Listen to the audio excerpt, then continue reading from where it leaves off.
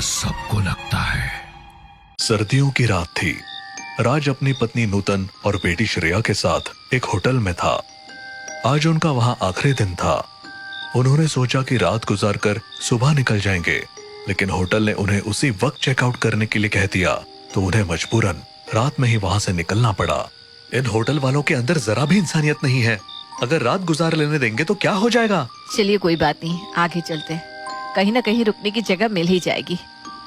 हम लोग कहाँ जाएंगे पापा? चलो कार में बैठो, देखते हैं। वो लोग एक छोटे शहर में थे। वहां से निकलकर उन्हें कोई भी होटल नहीं मिला। चलते चलते वो लोग शहर से बाहर आ गए और हाईवे पर चलने लगे। तभी अचानक राज ने महसूस किया कि रास्ते में एक भी बंदा या गाड़ी नजर नहीं आ रही है। उसे ये बात बड़ी अजीब लगी। तभी अचानक पीछे से एक बड़ा सा ट्रक हॉर्न बजाता हुआ आया, जिससे तीनों लोग झिझक गए और राज के हाथों से स्टीयरिंग अचानक घूम गया और कार ट्रक से टकराते टकराते बची। हे भगवान, ये क्या था? मेरी तो जान ही निकल गई। जल्दी कोई रुकने की जगह ढूंढो। थोड़ी दूर चलने के बाद उन्हें दूर को एक लाइट जलती दिखी। अरे वो देखो, वहाँ लाइट जल रही है, चलो वहीं चलते हैं। ये तो कोई गांव लग रहा है। राज ने कार कच्चे रास्ते पर मोड़ी और वो उस जगह पर पहुंचे।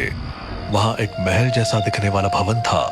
उसके ऊपर बड़े अक्षरों में लिखा था, शनिवार वाड़ा।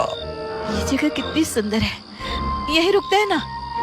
ये किसका घर है पापा? ये तो अंदर जाकर ही पता चलेगा बेटा।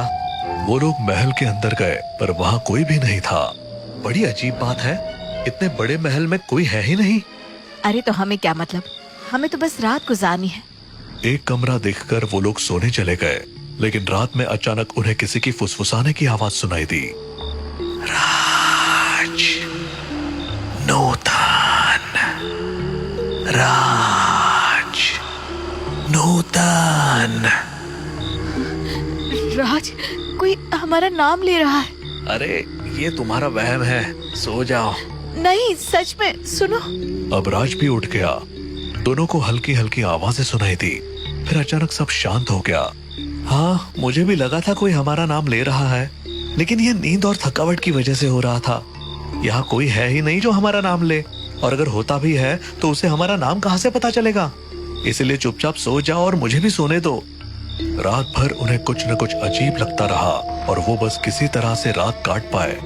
लेकिन जब सुबह हुई तो उन्हें असली शौक लगा। भव्य महल अब एक खंडर में बदल चुका था। ये क्या हो गया? पापा, ये महल इतना गंदा कैसे हो गया?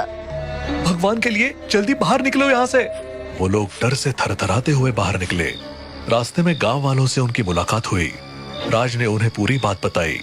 अरे, आप लोग बच कैसे गए? ये शनिवार वाड़ा है, एक भूतिया खंडहर, यहाँ कोई नहीं जाता।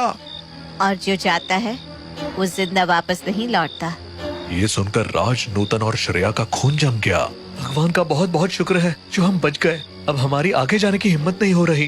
क्या हम इस गांव में रुक सकते हैं एक दिन के लिए? हाँ हाँ, क्यों नहीं, आप हमारे घर रुक सकते हैं। क्यों गंगा?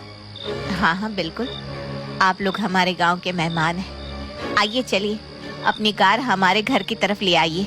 बहुत बहुत शुक्रिया आपका। मोहन और गंगा राज, नूतन और श्रेया को अपने घर ले आए। आप जितना चाहे यहाँ रुक सकते हैं, जब थोड़ा ठीक लगे तब चले जाना। तुम्हारा बहुत बहुत शुक्रिया बहन। हमें कल रात से इतना डर लग रहा है ना कि हम बता नहीं सकते। आप लोग फरिश्ता बनकर हमारी जिंदगी में आए हैं। अरे ऐसा न कहिए, ये तो हमारा फर्ज है। वो लोग आराम से बैठ गए। दिन भर तो सब कुछ नॉर्मल रहा। राज, नूतन और श्रेया ने मोहन और गंगा के साथ खाना खाया और गांव की बातें सुनी। लेकिन जैसे ही रात हुई, माहौल में एक बार फिर बेचैनी फैलने लगी। राज, मुझे अब भी अजीब सा लग रहा है। यहाँ भी कुछ सही नहीं लग रहा। घबराओ मत, हम सुबह यहाँ से निकल जाएंगे। आज तो बस वो सब देखकर मेरा दिल घबरा गया, वरना आज ही निकल जाते। रात का सन्नाटा गहराता जा रहा था। सभी सो चुके थे, लेकिन तभी अचानक बाहर जोर से शोर मचने लगा। राज, ये शोर कैसा है? लगता है कुछ हुआ है, चलो बाहर चलते हैं। मोहन, गंगा, राज और नूतन जल्दी से बाहर निकले। बाहर गांव के अन्य लोग भी इकट्ठा हो चुके थे। सबकी निगाहें शनिवार वाड़ा की तरफ थी। पता चला कि वहाँ एक लड़के की लाश मिली है। ये क्या हो गया? इतने सालों बाद फिर से मौत। वो लड़का आखिर वहाँ गया ही क्यों? गांव में अफरा तफरी मच गई। लोग डर के मारे एक दूसरे से चिपके हुए थे। क्या होगा? हमने तो शनिवार वाड़ा को बुला दिया था, लेकिन लगता है वो सब दोबारा चालू होने वाला है। बहुत पहले वहाँ ऐसी घटनाएं होती थी, तभी हमने वहाँ जाना छोड़ दिया। लेकिन पता नहीं इस लड़के ने वहाँ जाने की हिम्मत क्यों की। राज, मुझे बहुत डर लग रहा है। हमें अभी यहाँ से निकल जाना चाहिए। इस वक्त कहीं जाना सुरक्षित नहीं है, सुबह निकलेंगे। हाँ, अभी फटाफट घर चलिए, श्रेया अकेली है। हाँ, आप सब घर जाइए, बाहर घूमने में खतरा है। जो भी हो रहा है वो अच्छा संकेत नहीं है। सभी लोग धीरे धीरे अपने घर जाने लगे, लेकिन तभी गगन नाम का एक आदमी रोता हुआ आया। मेरा बच्चा कहाँ गया? वो अभी तक मेरे साथ था। गगन की बात सुनते ही सब चौकन्ने हो गए। लोग उसके बच्चे को ढूंढने के लिए इधर उधर भागने लगे। थोड़ी देर बाद बच्चे की लाश एक पेड़ से लटकी हुई मिली। ये किसने किया? मेरा बच्चा, मेरे बच्चे को क्यों मारा? हे भगवान, मेरा बच्चा। गगन जमीन पर बैठकर फूट फूट कर रोने लगा और सरपंच ने लोगों को एक जगह इकट्ठा होने को कहा। ये मामला बहुत बड़ा हो गया है, कुछ बहुत गलत हो रहा है। हमें समझना होगा कि ये सब क्यों हो रहा है। तभी गगन ने राज और नूतन की ओर इशारा किया। ये सब इन्हीं की वजह से हो रहा है। ये लोग शनिवार वाड़ा गए थे और उन्होंने वहाँ के भूतों को जगा दिया और वो फिर से सबको मारने आ गए हैं। गगन की बात सुनकर पूरा गांव राज और नूतन पर शक करने लगा। लोग फुसफुसाने लगे और फिर धीरे धीरे उनकी आवाजें तेज होने लगी। हाँ, गगन सही कह रहा है, यही लोग शनिवार वाड़ा गए थे। इन्हीं की वजह से भूत जाग गया है। इन्हें गांव से बाहर निकाल दो।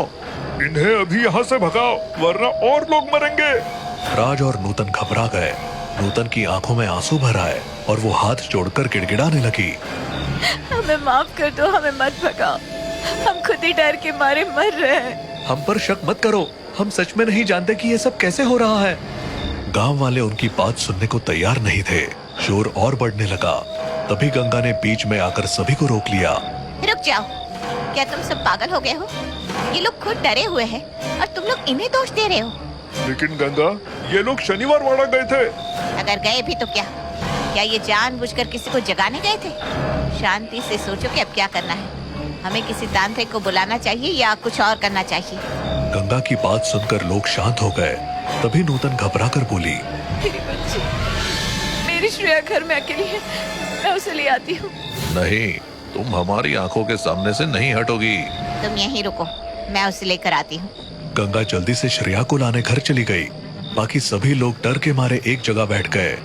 लेकिन थोड़ी ही देर में गंगा और श्रेया के चिल्लाने की आवाजें सुनाई दी। सब लोग आवाज की दिशा में भागे। वहां पहुंचकर उन्होंने देखा कि गंगा जमीन पर मरी पड़ी थी और श्रेया उसके पास लेटी रो रही थी। सबके चेहरे पर हैरानी और डर था। श्रेया, कौन था यहाँ? किसने ये सब किया?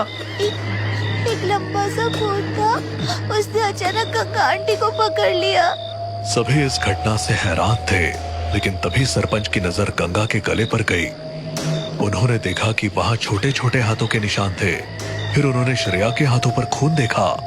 ये निशान, ये तो श्रेया के हाथों के ही हैं। इसका मतलब है इसने ही गंगा को मारा है। आप क्या बकवास कर रहे हैं? मेरी बेटी ऐसा नहीं कर सकती। श्रेया बस एक बच्ची है। लेकिन सरपंच ने श्रेया को राज की गोद से खींच लिया। श्रेया जमीन पर गिर गई और अचानक एक डरावनी आवाज में हंसने लगी। मैंने इस बच्ची को काबू में कर लिया है, अब ये मेरी है। सभी डर के मारे पीछे हट गए। राज और नूतन रोते हुए श्रेया की ओर बढ़े। श्रेया, श्रेया! मेरी बच्ची को छोड़ दो। लेकिन श्रेया, जो अब किसी भूत के कब्जे में थी, उसने उन्हें एक झटके में दूर फेंक दिया। भागो, ये भूत हम सबको मार डालेगा।